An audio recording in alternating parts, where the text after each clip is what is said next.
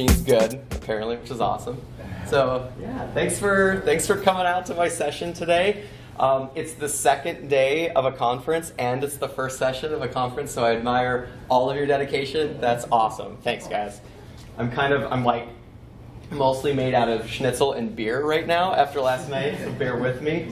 I'm a little slow getting going on this, but I do want to talk to you about some really cool stuff, and something that is near and dear to my heart that is called Elm.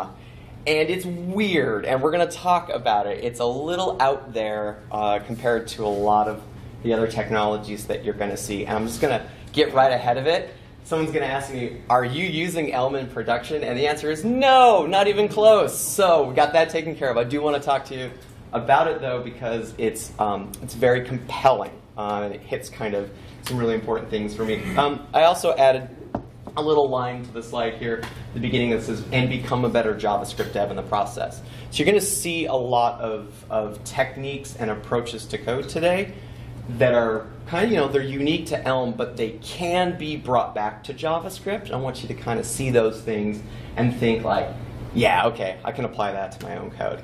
So before we get started, I do want to talk about phase 2. They sent me out here today, so we work with some awesome clients. We do some really great stuff, and I want to say thanks for having me out. Really appreciate it. Check us out on Twitter at phase 2, and we do some really great stuff. Look at our portfolio. Some clients that I'm really proud of working with. If you want to hit the slides, they're at slides.com/illepic/elm. We just talked about that, but I find it's always kind of fun to jump around, as the speaker's talking, and troll them while they're actually up here on stage. Also, if you do want to hit the code for this, I've got all the code up in a repo. Git.io, and then that little short URL right there. So we got some code. I like presentations with code. I came here, I flew across the country. I want to see some code. I don't want to hear somebody just tell me about how awesome code is. I want to see it. So we're gonna roll up our sleeves and we're gonna get into it here in just a second. So let's talk a little bit of code. All right. So how many of you guys have built a JavaScript application, a non-trivial JavaScript application? Hands up. Okay. All right. So you probably have kind of a process if you've done more than one of these, right? It's like, hey, I need a package manager because it's JavaScript. It's 2018, right? I need packages. So you reach for NPM, which makes perfect sense, or Yarn, which also makes perfect sense, but more sense than NPM in certain situations, especially dealing with monorepos. And there's some kind of like the distributed. Anyway, okay. So we got to pick a package management. Okay. Goes without saying. Well, we also obviously need a virtual DOM to go with this because virtual DOMs are very important. We're going to be dealing with data. I want to change data and watch the DOM update. I don't want to be messing with HTML directly like jQuery does. So what do? You reach for React, or you reach for Vue, or you reach for something else, right? We really aren't doing many major JavaScript apps without that kind of virtual DOM. Okay, all right. So let's go with, pick one of those. I love Vue, by the way. It's amazing. All right. Well, if it's non-trivial, we've got to mess with data flow and state of application. So, well, let's go for Redux. Redux is a good industry standard way of managing a one-way data flow in an application, right? Pretty safe. Maybe there's Vuex if you're on the Vuex camp, or maybe MobX, which is something I Googled right before I got here, right? So data flow, state management, you're not anything built into React. All the examples they show, your nice little React components, you're like, this is great. And the moment you have to start passing props, it gets out of hand really quick. So everyone reaches for Redux for a reason. Well, if we're already going to be taking that pure approach to handling data flow, let's be computer sciencey as well, and let's bring some immutability into our programs, because immutability is good. Redux is actually built on the concept of immutability. So let's bring it into the rest of our program. We're going to use immutable.js or Seamless or more. These are some other tools out there for JavaScript that will allow us to be safe, to make sure we're not messing with data we're not supposed to be messing with, and allowing it to respond and give us some good tools for immutable data structures. Okay, well, if we're already going to go that far into the immutable camp, let's talk about types, right? So if we want to do, types for babies, as it was told to me, we can do flow, okay, which I love. Because I really have a problem with commitment. So Flow only lets you have a little bit of types and not the whole thing. And if you want to go whole hog, you go TypeScript, right? So we're all into that Microsoft camp there. All right, so we very much need Webpack. You can't do modern JavaScript without Webpack these days. So what do? You reach for Webpack.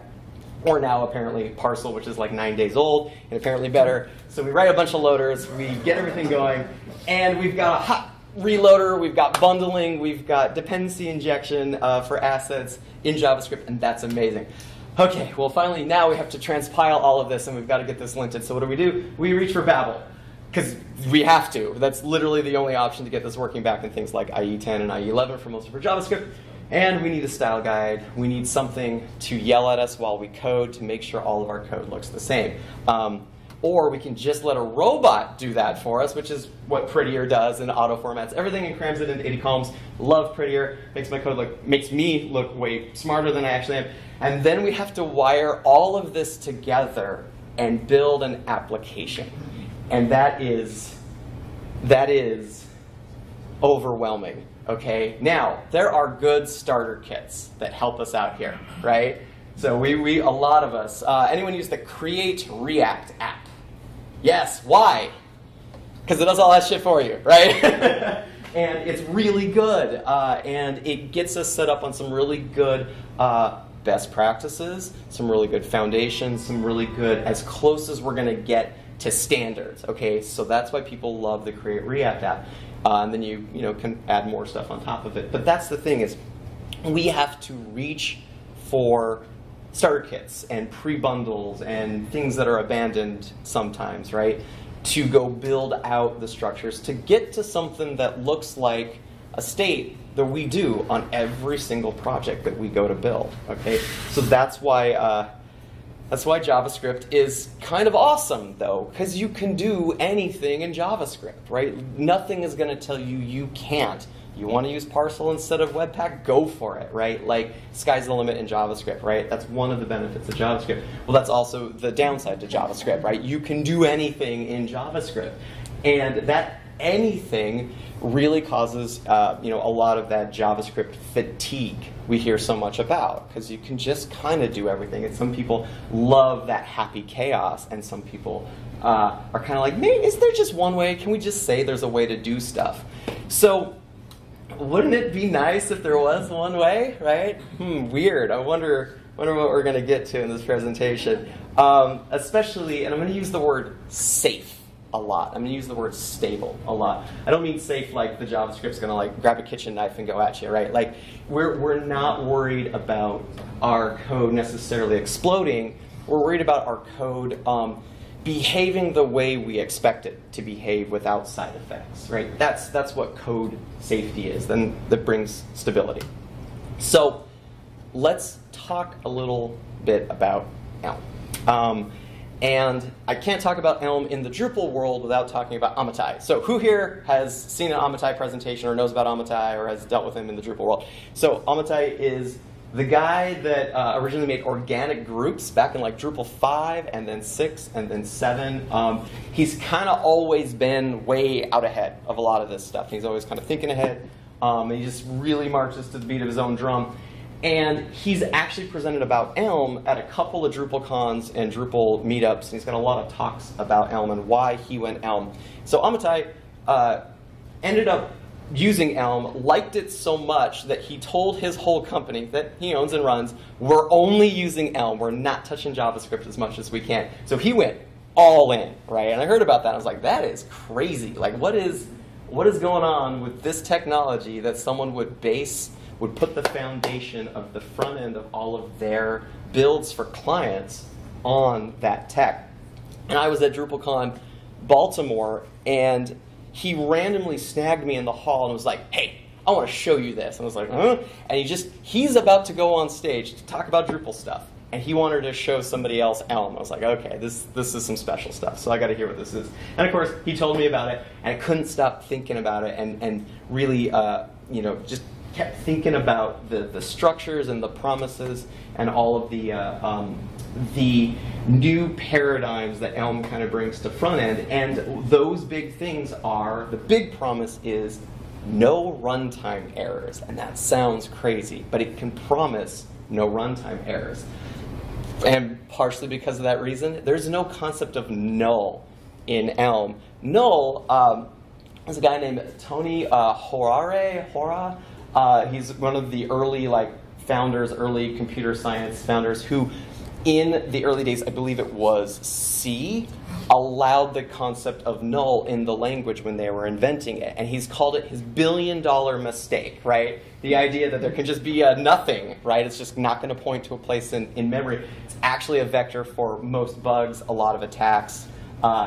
And JavaScript, of course, has a concept of null. Elm does not. We're going to get to that in just a second. How many people have ever seen undefined is not a function? Every one of you raise your hand right now, because you can open any of the top 100 major websites right now, pop open the console, you'll see undefined is not a function, I guarantee it, right? And what that means is some JavaScript somewhere is trying to run a thing that doesn't exist. And JavaScript's just happy to be like, that's not there. I'm going to keep running most of the time and just throw a bunch of errors and danger and the rest of the code that depends on that function that was there.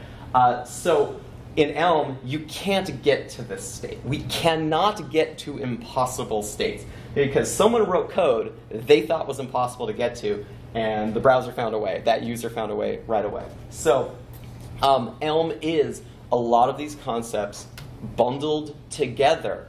Okay, all of those things, right? That big list at the beginning, Elm's got them all, right, in some form or another. Very unique to Elm that has its own package management. It's got a virtual DOM. You can only code immutable. You can't modify data directly, which sounds crazy, and we're going to see it in action. You can only move data one direction through the program. There's an extremely strict semantic versioning concept in Elm. If you publish a package in Elm, and then you need to modify, you need to add a feature, and you want to publish that package again, Elm knows if you messed with any functions in some kind of an API way and will force you to bump a semantic version, right? It's got safety. It is so safe built in. It does, of course, and the big question is, well, what do I need to run this? It becomes JavaScript. Just like when you Webpack bundle, right, and you run the Webpack with the -p flag, it turns into, for all intents and purposes, an uglified binary. That's robot food for a browser. That's what Elm does, right? It bundles a runtime and gives you a nice little binary that you throw in an HTML file. Ta-da, you've got an Elm app or a widget or whatever. And it does, yes, it talks to outside JavaScript. You have to be very strict about it, but it has no problem talking to and taking in values from regular old JS, okay? And of course, we get a local dev server. The syntax is amazing. So, okay, that's a lot of Elm stuff. I have a rule when I present that, and of course, we're going to zoom in here. I need to see code within the first 10 minutes or I fall asleep in a presentation. So I want to show an Elm application, top to bottom, okay? That's it. There's nothing else going on here. That gives us this little guy right here. We're going to let it compile. Okay, what you see here, a nice little adder, a nice little subtractor. I'm going to type in a number, 67. I'm going to hit enter. And I can set an explicit value, or I can increment or decrement, which is, we're ready to go to production, right? This is obviously what our clients want us to build. But let's take a look at what this code looks like really quick. Okay, now, how are we looking in the back? Can you read that, Brian? Kinda. Okay, let me zoom in more. There we go. There we go. Okay, really quick. We have 3 concepts we need to make in Elm: a model, a view, and an update function. Everything's a function in Elm, okay? We're going to define a model. The model for our application is just one number. Does the number, what is it? Does it go up? Does it go down? Is it ever an explicit value? We have concepts called messages. And that's where we tell the program, I am telling you, Elm, you are going to increment, decrement, or we're going to set an explicit value, okay? So we have messages. And then we set an update function. And yes, you see a lot of case statements in Elm because we are forced to handle all situations in Elm. It's very beautiful code. Look how it's spread out, right? It's just got a lot of white space. Elm is very tall, all right? And we can say, hey, when we increment, I want my model to go up. When we decrement, I want my model to go down. When we set an explicit value, I need to, wait, I have to make sure it's a number. I have to, okay? This is crazy. Elm says, when you cast something to a number, you have to make sure it works. Because if I go and I try to cast the number cats, the word cats to a number, that's not a number. It's going to explode. Elm forces you, even on the smallest things that we take for granted. Let's just cast a string to a number. It forces you to handle both situations. Did it work or did it not work?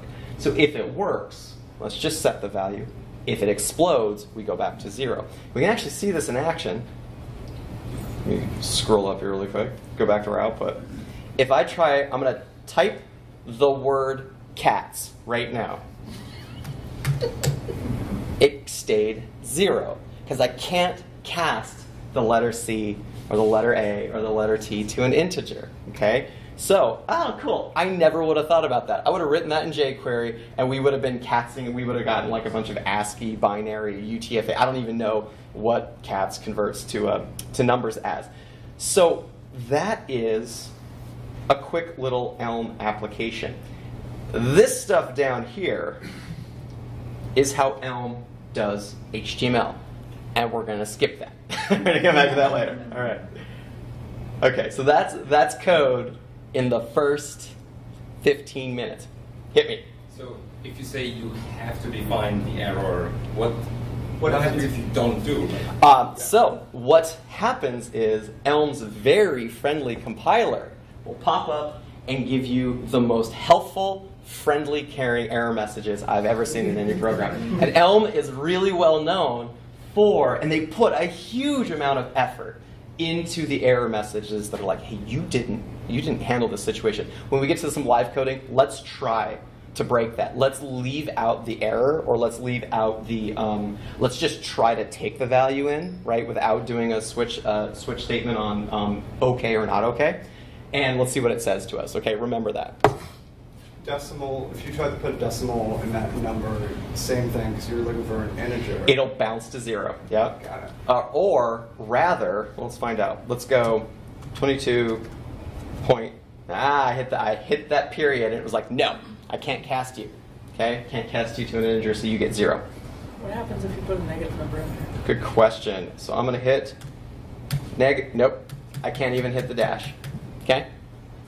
So Elm just saved us from ourselves. How cool is that, right? Like, I love it. Okay, so Elm is all about functions. Everything's a function in Elm. Okay?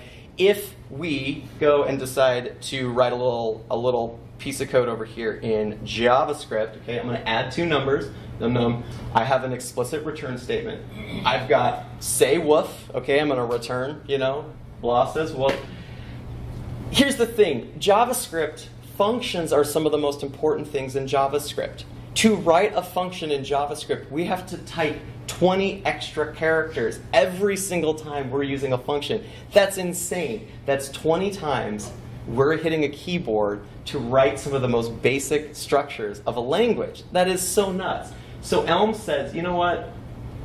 Let's take all that crap out, because it's all implied.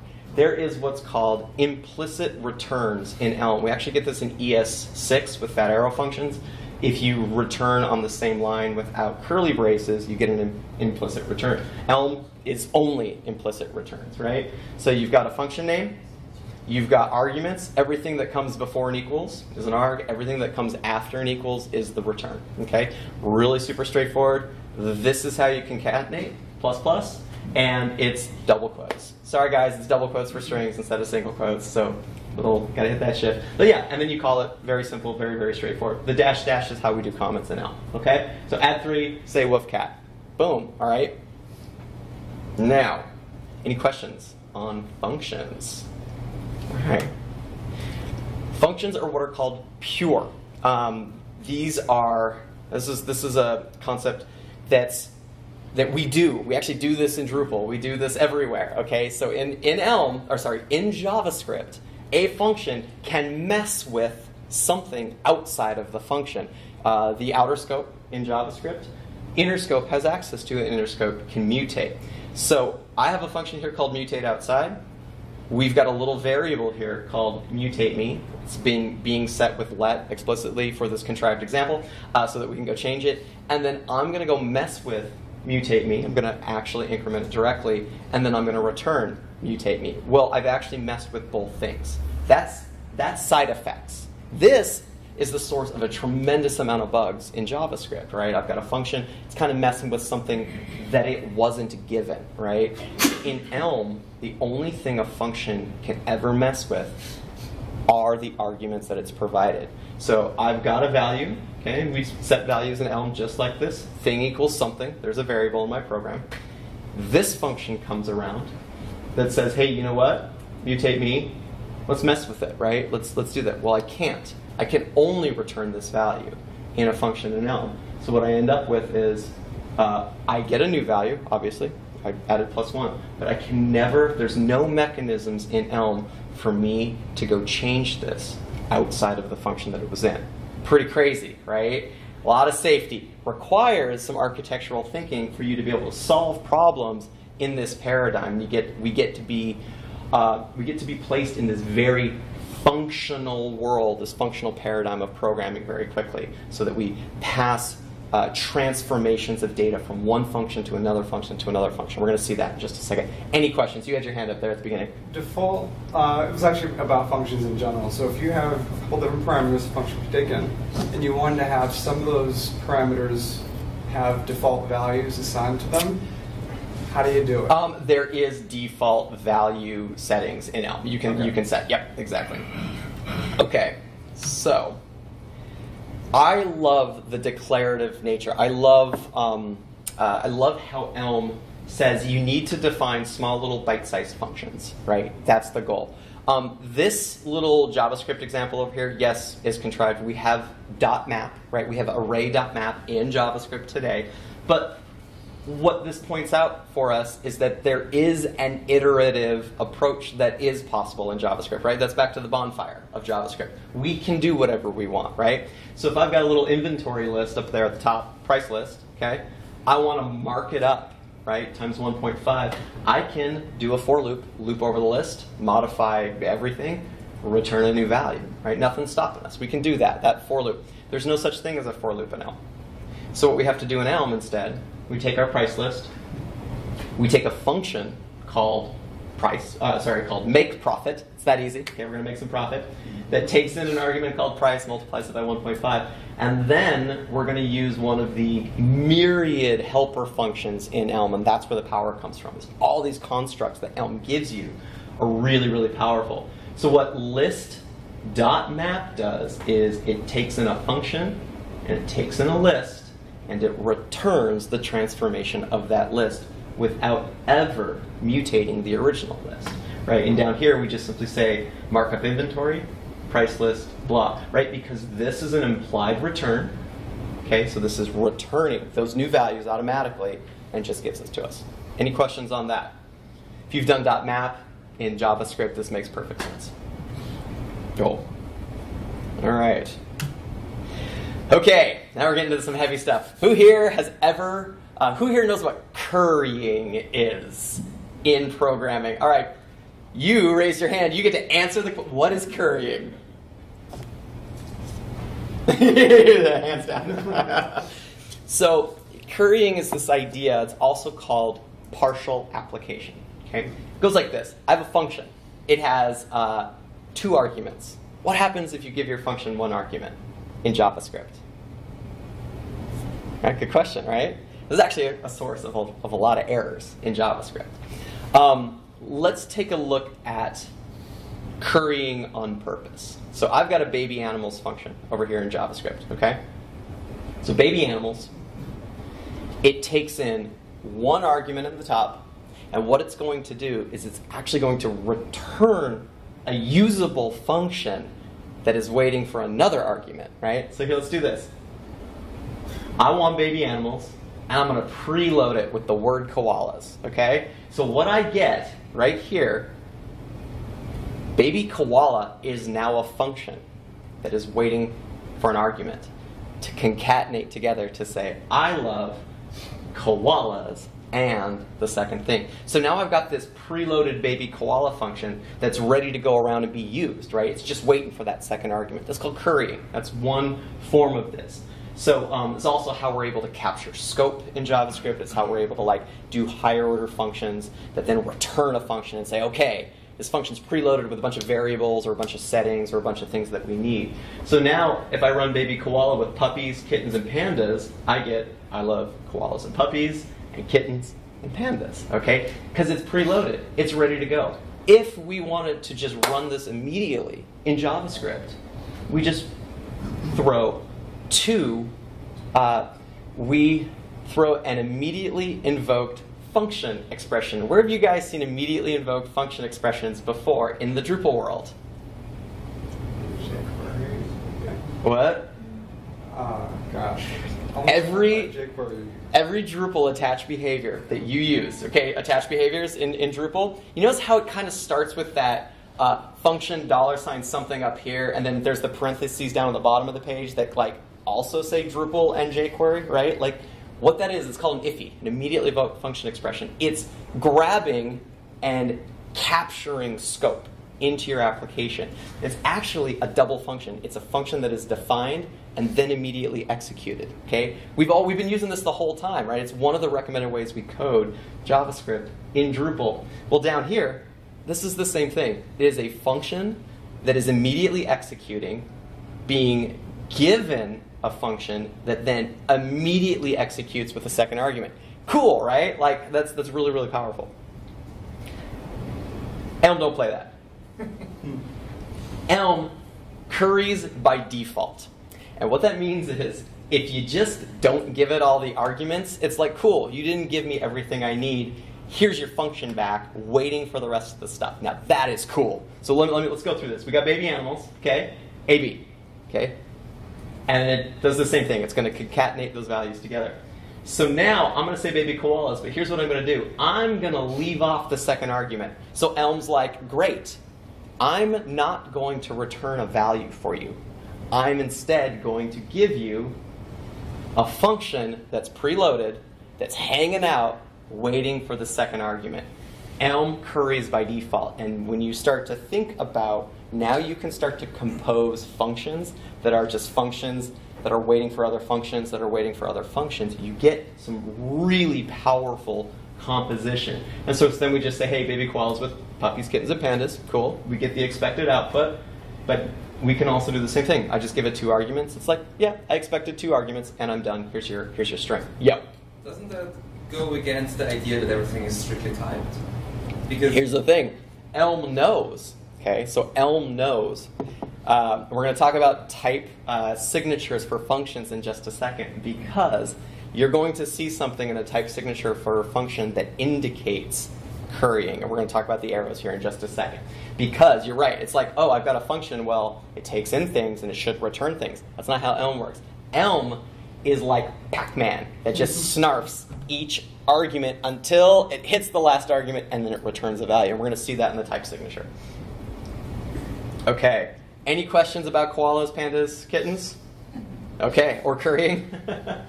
Okay. All right. A little more code. Piping. Who here has used Lodash on a project? Why'd you use Lodash? Well, it has a lot of utilities ready for you to iterate through collections, not only arrays and a ton of other utilities. Once you go Lodash, you never go back. You never go back to not using Lodash. Until you learn ES6. Until you learn, okay, ES6 gets us closer, but not quite there. As a matter of fact, you're still going to use Lodash to write code like this, and that's chaining. Okay, so let's take a list. We're going to just generate a range, because Lodash has that built in. Isn't that cool, right? A range from 1 to 6. And then we are going to chain a very special thing in Lodash. We're going to start with this list, and we're going to say, okay, you know what? I want to run my list through a set of transformation functions, okay, that are being run against every member of that list. And what we're going to do here is we're going to say, hey, for everything in that list, let's multiply it by 2. Pass it down to the next thing. For everything in that list, only return the things that are greater than 6. Pass it down to the next thing. Everything in that list, let's multiply it by itself. And then finally, at the very end, let's get the value out. Let's get a real thing that we can work with. Okay? You start coding like this in your code, it becomes very expressive. It becomes, there's no random variables sitting around your code that you've just set everywhere that you got to go clean up. It's all about in-memory, temporary placement for transformation of variables. In Elm, that's even cleaner. So look at this. So we're going to, same thing, hey, we got a range function, okay, because everything's got lots of helpers in Elm. And then we're going to pipe this. We're going to say, hey, for this list, run it through map, run it through filter, run it through map again. Same concepts. And we're going to do a nice little inline anonymous function. Just, hey, you know what? For everything n, do n times 2. Okay? And then we come down here. We say, hey, for everything, every item in that list n, and only return things that are greater than 6, and then multiply it by itself, right? Super, super, super powerful, right? Now, I want you to notice something. This is it's called an anonymous function. It's just I need to do something right in place. I don't need to name it. I don't need to give it a variable. You're going to notice this little backslash. Kind of looks like a lambda symbol. Who here's down with the lambda calculus? Anybody? Okay, all right. So a lot of functional programming is based on math I don't remotely understand. But it's called lambda calculus. And this is kind of an ode to that, right? I thought that was kind of cool, right? A little backslash symbol. All right. It doesn't make me line. Everyone's like, okay, that's too much. All right, so let's talk types. Okay, Elm's big thing is types, type signatures. I had someone tell me, when you bring in Vue or you bring in TypeScript to a project and you start typing all of your code, it's free unit tests, right? How many unit tests do we write that are just like, hey, what happens if I give this function cats instead of a number, right? You're like, and then you run your unit test and you try to make sure that it fails correctly. Well, what typing does is it says at compile time, we're going to just make sure you can't do that, right? Or even with TypeScript, we can get into runtime a little bit as well. But types are free unit tests. Types are also free documentation. What can this thing do? What can this function do? Well, it's right there. It's right there on the tin, right? It tells you what it can and cannot do. So, all right, we've got good old, we've got the mbald value, right, which is obviously Boolean true. So, right, but we say here, before we declare a thing, we put a little colon. It says, get ready, the next thing is going to be of this type. Elm is really good at inferring types, so you don't have to do this for everything, okay? But it starts to bring a lot of power. Okay, so I've got a cat noise called meow. It has to be a string. I've got numbers that are, and this is cool, you can have types of types, right? You can have a list of integers. So here we go, 1, 2, 3. In Elm, you can only have lists of the same type. You can't mix strings and numbers. Cannot do it. Okay. Now, functional types. Let's talk about this. So we've got a function called sayMeow. It takes in a string. Now here's what's cool. See that arrow right there? The last thing on the list, the last thing in an Elm function type returns that type. Okay? Takes in a string, it's going to return a string. And of course it says, hey, animal says meow. That's great. Here's the cool thing, and this melts brains. A simple add function has a type of int, arrow, int, arrow, int. Last thing is what it returns, always. Okay, the last thing. And the reason the reason it's drawn this way is Elm says, if you give me an int, I will return you a function that is waiting for an int that finally, at the very end, returns an int. It's just Pac-Man, right? It's just chomping each argument. And then when we go and we run add xy, that's cool. But if I just did add 1, I will be given back a function that's waiting for the second number, right? That it will add 1 to, right? Very cool. Does that make sense with the type signatures there? And of course, Elm's helpful little compiler here. If I tried to say meow 19, this is the error that it will print out to me. It's like, hey, listen, there's a mismatch here. It's expecting an argument to be a string, but it's actually a number. Did you need this? Very, very helpful. Tells you the line, highlights the code, shows you the stuff, and really helps making working with types very pleasant, very sublime. Any questions on early type stuff in Elm? Okay. All right. Hey, now we're getting the fun stuff.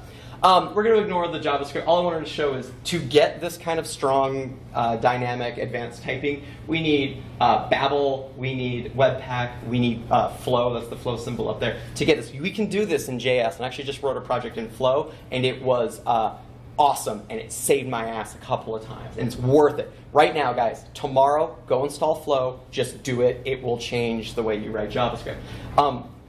However, in Elm, we've got a lot of these goodies baked in. Okay, so I'm going to make what's called a union type up here. Very simple, very straightforward. Put little bars on it. Okay, we can only be one of these three things: surly, friendly, or ambivalent. Okay, so I've got a disposition. Now I can go make something called a type alias, which looks like an object, and we just say, listen, I'm going to fling around this concept called a cat in my program, and we have to. We now have a contract, right, for what cat can be. So I can never go hit a key that doesn't exist. I can never go, try to do math on, disposition, whatever. And even disposition key, right, on our cat type alias has to fit within one of these predefined things. Okay, so we have that. We have rules, right? We have things that we can code against that are guarantees. So if I decide to go make Seamus, which is my massive cat at home, if I decide I'm going to make a Seamus variable, okay, I annotate it and say this is going to be a cat, okay, it's going to be a cat. And then when I go and I define these things about Seamus, I fill them in like this, and that's the syntax, by the way. Elm moves commas to the beginning, which is awesome. I hated it at first. I was like, what is this? You see what they're doing with the brackets and everything too? The brackets on its own line. And actually, this is wonderful because when you've got to run a bunch of git diffs against this, it reduces and it makes it very clear what you're changing in diffs. Some early JavaScript code styles move commas to the beginning for the same kind of reason, right? It makes dealing with what did you change actually matter, makes it really clear that you're like, okay, this is the next thing in a line, next thing in a line, boom, the end here. Okay, so that's some Elm formatting for you. And then we can access anything on Seamus with dot syntax. We do this in JavaScript, ain't no thing, okay? Seamus.name, Seamus.wait. Here's the crazy thing. I can pull off any value of a type alias because everything's a function and give it an object and it will return to me the value. So we took .name, gave it Seamus, and got back a value. Yes, so now start thinking, you've got big lists flying around an application, you've got functions flying around, and we need to get to keys and do various things.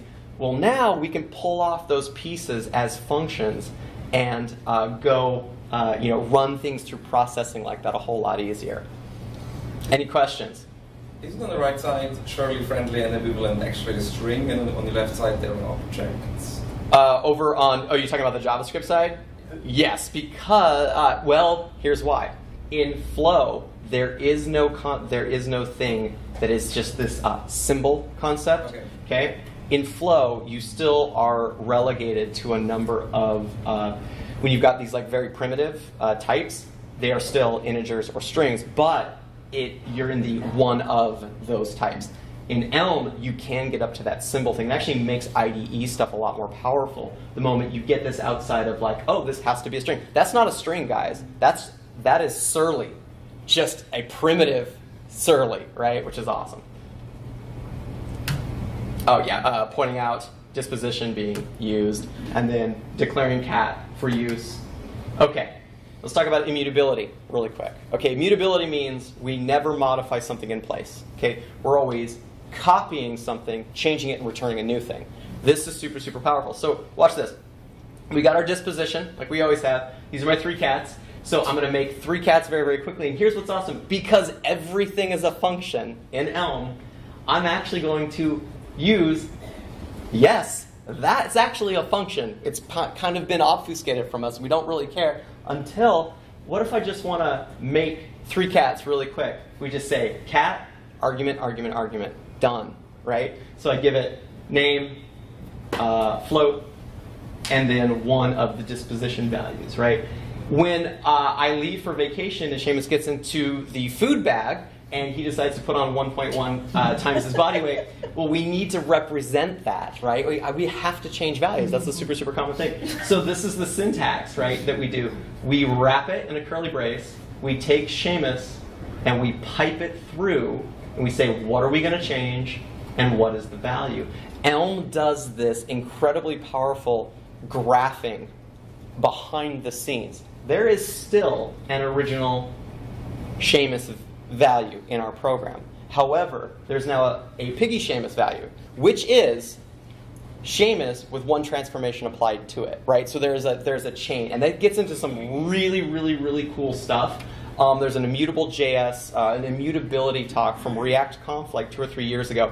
Everyone needs to see because they show graph theory around this kind of approach. But the important thing here is, in memory, this is only the diff, to use some Git terminology, between this and this function. Okay, it's very, very small. We're not copying gigantic objects all throughout our code. Okay, and then I can go check that the new value and the old value are in fact different. All right.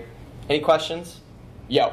So, how you created the object with the cat? Let's say you would actually have written weight is an actual number already. Like so it understands which of the objects are not defined, and if you create an object, a function of it, it fills them in. So what do you mean? What do you mean? Like if you try to call piggy Seamus.name. Yes. It will. No. I'm talking about the part where you created the new object cat. Right here? Yeah. Okay.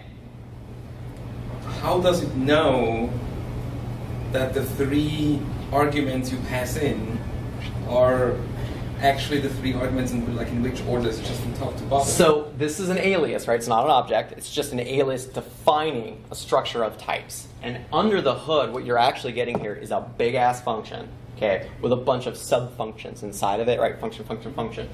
And there's an order to this. The order actually does matter, all right? So the order that you define. And so it's type checking on every one of those keys, right? So I have to make sure Seamus is a string, that this is a float, and that this is a disposition. Did I miss that answer? It's just weird that you can create them, that the type is also a function. Yeah, that's actually, you just nailed it. It is weird that the type is also a function. Yes, and actually if there's one big takeaway from this presentation, it's weird that the type is a function, because every type that you define is in fact a function that's hanging out there ready for you to be used in runtime, and that's really, really powerful thing. You had a question in the back. You answered it. Okay, all right. I don't know if you're going to cover this, but all right, you got a disposition or cat, alias. That's great, but if another part of my application could really take advantage of having that already defined cat alias, how do I share bits and pieces of these things? Is there exports? You're going to see exports in action, but we're not going to go into it because I've got 20 minutes. Yep. But yes, very, very much. And it's actually very common for Elm applications to go define their types as an exportable library that the rest of their app then imports and uses.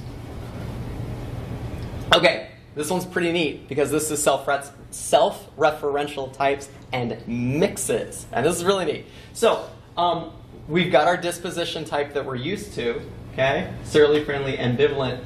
But in Elm is huge on the idea of not everything is just 1 or 0, right? What's the term in computer science? Like it's 0, 1, or infinity, right? This idea of just like you have one, you don't have one, or you have anything, right? Well, Elm's really big on the anything.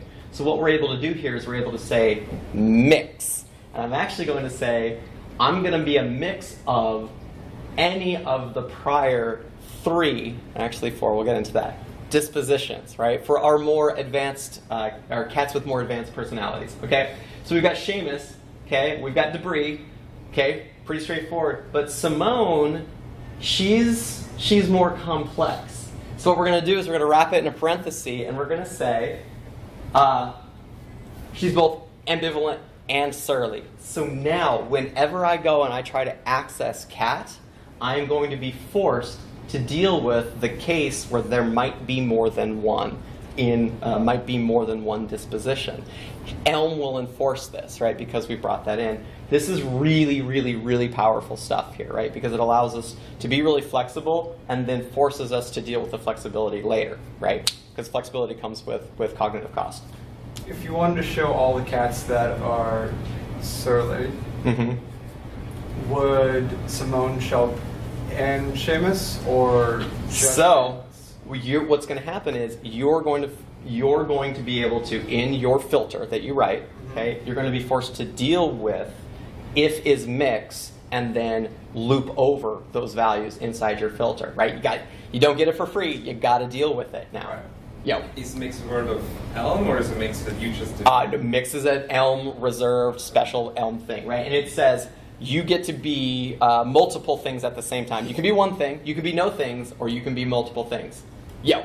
Do you have to define how many things it could be, or? There are ways to enforce arbitrary numbers. Off the top of my head, I don't know how though. So right now, is it enforcing 2, or could it be all 3? It can be. It is enforcing 2 because of the very clear 2 definition right there. Yeah. We're actually going to run into a wall with hard numbers about when we start to decode JSON, because it's like, oh, it's like you'll see something later on called JSON decode 8. And we're going to talk about, if we get there, about why the 8 is significant. Okay, so we got a disposition, and we've got our 2 things there. All right. My favorite thing, I had a lot of favorite things so far, is the maybe concept. I learned maybe way too late in my programming career, okay? And what maybe says is you have a value that could or could not be, okay? And so we've got a maybe of anything that is either the anything exists, like I have a cat, okay, maybe cat, yes, you have a cat, or it doesn't exist. And this is really, really powerful, because every time you make a JSON call, you might get something back, right? Every time you make a list, it might be empty, it might be full, it might have one thing, right? So what happens is, in our code, let's say we've got a user, and for whatever reason, not everyone has filled in their age. Okay, so we've got a maybe age, a maybe integer in the age field. So maybe we had the app for a while and we didn't add that field, so we're missing a bunch of this crap. Or maybe due to restrictions, we can't get everybody's age. So we're going to make 2 users. One, Sue, who has a very specific value called nothing. Okay, didn't fill in her age field. Tom does. Okay. But we have to define it, have to say just 24. We have a contract. It's either just or it's not. So that means when we write a function called can buy alcohol later on, which takes in a user, and what's it return? True, false. Okay? Can this user buy alcohol? This is the actual function definition here, right? That's just the annotation. This is the actual function. Takes in a user argument. We are then forced to deal with, the moment I try to access the age value in Elm's going to be like, yo, this could be nothing. So we have to flag, if it's nothing, then we're just going to immediately say you can't buy alcohol, we don't know how old you are. Otherwise, if it's just something, do our math. Greater than 21, true, false. Okay? So, and then we just call it just like that. So that's the maybe. Okay? Anybody, any questions on maybe? How many times have you written JavaScript of, if thing is not undefined, then do something, right? All the time. And that's us trying to bring a little bit of safety into our code. But that gets crazy after a while, right? Because we do deal with a lot of maybe concepts in JavaScript. Yep, there, and there. Okay. Finally, on the maybes, this is something that I literally didn't even think about until I was reading the Elm docs. And I was like, oh my God, that's right. You're giving a list, and I do this all the time. Give me the first thing in an array in JavaScript, right? Let's go over here. My list, for a second, give me the first thing, okay? Yeah, no problem, piece of cake. Okay, well, the list is empty now. Give me the first thing. Undefined, right? Kaboom, and our whole project falls apart because you're making the assumption that list exists. Oh, and it totally exists. It's just empty, and you're going to start doing math on it, right? Or you're going to start doing operations on it. Well, in Elm, you can't get the first thing in a list via nice little happy 0 bracket notation. No, you have to use the function called list.head. It's built into Elm. It says, give me the first thing in a list. Well, here's what's cool. This is the type annotation for list.head. It takes in a list, and what's it return? A maybe. This is cool, because there might not be something in the list. I was like, oh my God, you're right. It might be empty. And we say, okay, then in my code, if I'm ever going to try to go get the first thing in a list, and it's empty, I have to do something very different than returning the value. So there's a lot of this code now. Okay. Any questions on maybes? Cool. All right. Yo. And the compiler forces you to do this? That's right, and this happens at compile time. So you've got a compiler, and we've got one running right here, and it's going to yell at us right now if we have time to get to the code. So it's yelling at me right now because I commented out all the code that we're going to go through in 5 minutes. But it will say, you failed to handle all branches of a maybe. You didn't handle the nothing situation. I'll actually help you out with that. Question back there? Nope? Okay. All right. Sweet. I'm not going to get super into the details of this, but special for decoupled Drupal days, let's talk about getting JSON for just a second, okay? And this is just a little taste of JSON. We don't, there's a lot going on here, and everyone's gonna be like, oh my god, that's a lot of code. But I do want to point out that Elm is so safe because you don't get to just pull in JSON and use it like it's arbitrary values. You must decode it and type it before it flows into your program. Long story short, I'm gonna write a little function called getRandomGif. It's gonna go to Giphy, and it's going to get the JSON from the Giphy API, and then it's going to go find a specific key on that JSON and use that. Super straightforward JSON stuff, right? Well, what's going to happen is we're forced to write a special thing called a decoder.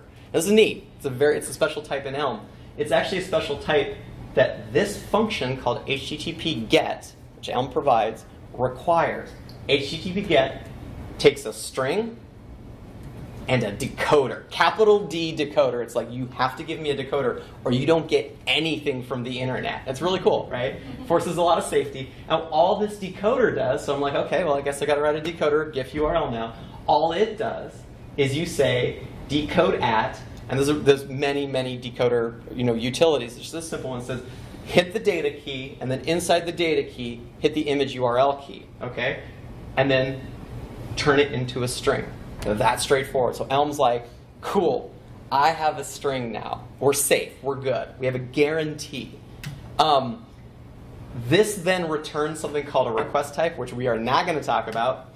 And this returns something called a command message, which then tells our application, do this. If it works, run this one. If it fails, run this one. One more time, because that's so crazy to me. In a couple of lines of code, we said, go to the internet, get the JSON, decode the JSON to something safe, bring it into my program, and then depending on whether it's successful or not, run that command or run that command instead. No if, then, check, go to, none of this stuff. This is all built in, and this is powered. This just blew my mind that we could just do this, and it's all of this inferred power as long as you meet some restrictions. And like, how does this do this? It was just like, wow, where is all this coming from? How does it know how to do all this stuff? There's a little bit of magic involved, but that magic is called the Elm architecture. Who here has used Redux? Okay. Well, we'll get to Redux in just a second, but we've got some Redux users, right? All right. So that no runtime errors thing. Okay, back to that. We'll talk about Elm architecture in just a second. So the no runtime errors thing. Elm's safe because there's no null. We're forced to deal with all possible paths, and we've got consistency throughout all of our types. Okay, so we talked about all those tools before. Elm just piles those in, and we have them available to use. Right? They're just there. These are the specific. We have Elm package. Here's the stuff that's built into core. We have the Webpacky dev server thing called Elm Reactor, which you guys are going to see on the command line. And we have an auto formatter, which is awesome. Elm likes white space, right? And it rewrites all your stuff. And what's amazing is when you're coding and you've got your Elm formatter hooked up, you know you didn't screw up when it auto formats. You're like, yeah, okay, move my comma over to the left. I'm not screwing up this code too bad. So we have a lot of power in this. Okay, so everyone's going to ask, how do I build the thing? It's got just a simple make command, just like Webpack. Just run it. Does it compile? The compiling is actually a very important part of Elm because that's when you're getting all of your feedback. You can see the command line going on over here. It's just like, hey, I'm looking for this stuff. You didn't provide it to me. Really straightforward. You're then given a bundle, just a big blob. Actually, it's a very remarkably small blob of JavaScript. And then you just run it, just like this. You have a global called Elm. You're given a main function. You say embed it at this div, just like React, and you're good to go. Okay. Any questions on building, compiling? Yo. Is that a compile time error or a warning? On what? On that? On handling most of the edge cases that we have. It is error. You don't get to go. There's actually no warnings in Elm. If Elm is talking to you, you're screwed. So you gotta go handle it. All right. Really quick in the last couple of minutes about the Elm architecture. So Elm has this when it takes your code and it wraps it in some Elm goodies, just like Webpack. Webpack does this too for a lot of its dependency injection stuff. But we talk through messages. This is going to all sound familiar to the Redux people, okay? Which runs an update function, which changes the model. When the model changes, your HTML changes, right? The HTML, as the user interacts with it, generates messages, which run an update function, change the model, it changes the HTML, right? Really straightforward. In Redux land, same exact thing. And there's a reason for that. Guess where Redux got the idea? Elm came first. Actually, Elm came first. So it's listed in the prior art section on the redux.js.org docs, and I'm just overlaying the Elm concepts right over top of the Redux concepts right there. I used Redux for a major project recently. It's wonderful. It brings a lot of, same reason. It forces rules, right? It forces gates that you have to work within.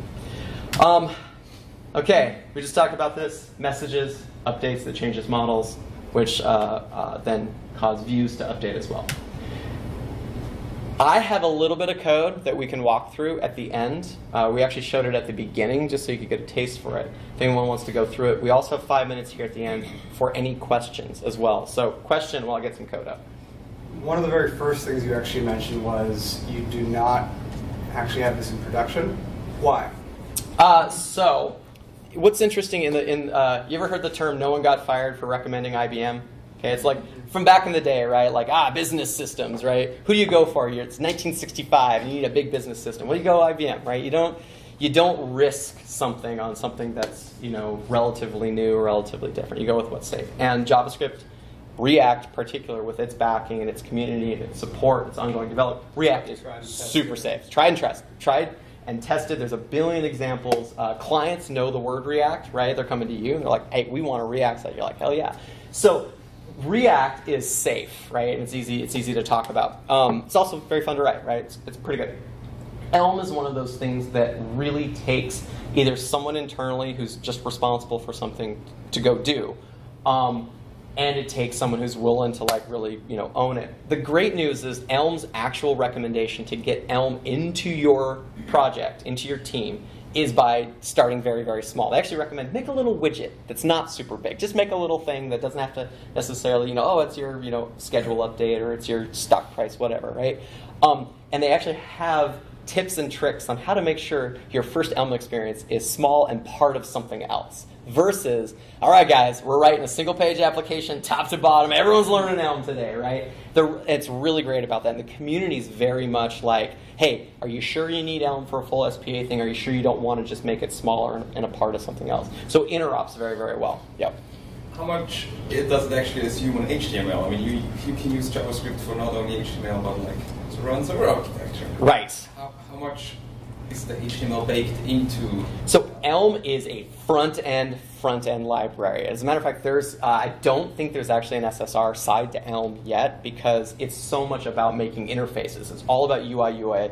You hear the author and the creator talk about UI constantly and interactions because he's all about that. So this is all about making HTML. We haven't gotten into any of the HTML templating language yet, just because it's a lot and it's there's a lot going on. But suffice to say, it looks different, but it's insanely fast. It's actually the fastest virtual DOM that exists between React, Vue, and the others, and Ember even too. Yep. So one of the things that I really like about React is its approach towards handling the components, and that you can define your components either like a function component or extending yep. the component from React. Component versus container, higher order stuff. Yeah, yep. So is there a way in which Elm handles that? Oh yeah. In a preferred way, so you can have some sort of components and reuse them? Yes. So we didn't get into the HTML. We didn't get into the visual side. We're kind of up in the computer sciencey side of this. But yes. So the Elm module system allows you to go make a module, and that module exports HTML. Okay. And that HTML takes in props. So there's still the same concept of props. And of course in Elm, it's a function, has arguments. And actually in React, what's a prop? It's just an argument to a function, right? Under the hood, React is converting that syntax into just some gnarly functional stuff, right? So Elm, same thing. You can go have your nice little standard, have your button component, and your masthead component that uses the button component, and then you prop pass all the way down. Here's the great news, though.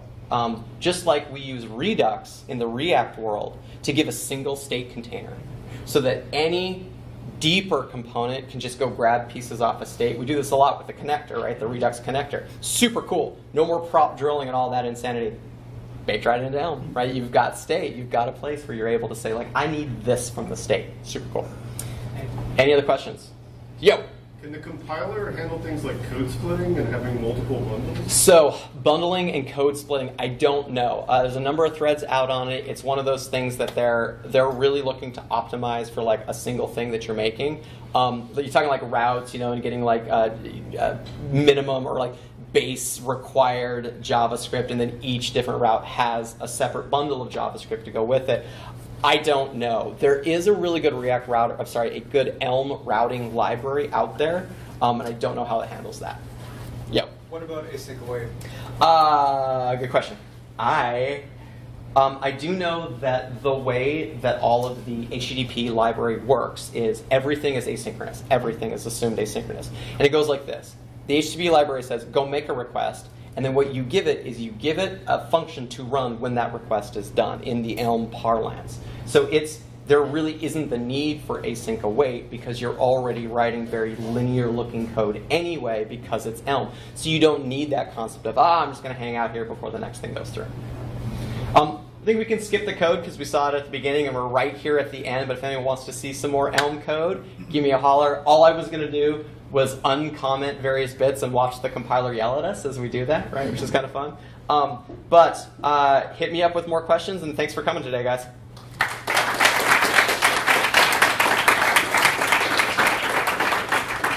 Look at that. Look at that helpful error message right there. It's like, hey, you're using model. Are you sure you wanted to do this? Anyway, really, really cool stuff.